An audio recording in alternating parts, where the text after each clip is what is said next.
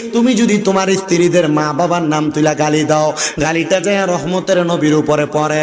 বলে হুজুর আমি গাইলাম না, একটু থেকে একটু হইলে দুরুম করে ছটকনা মারে, এমন বেড়াও বর্তমান সমাজে আছে না নাই?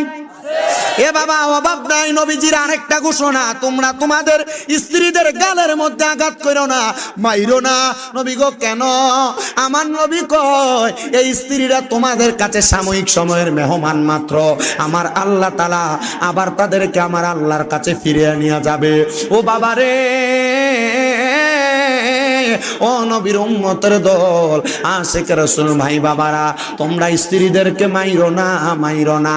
পর্দানসিনী আমার মা গো, স্বামীর আদেশ অমান্য কইরো না। তোমরা তো স্বামীরে ধমক দাও, স্বামীরে গালাগালি করো। নবী আমার কয় আমি নবী জান্নাতের মধ্যে যখন প্রবেশ করলাম মেরাজে যাওয়ার পর, আমি জান্নাত দেখলাম বড় সুন্দর, কিন্তু জাহান্নামে প্রবেশ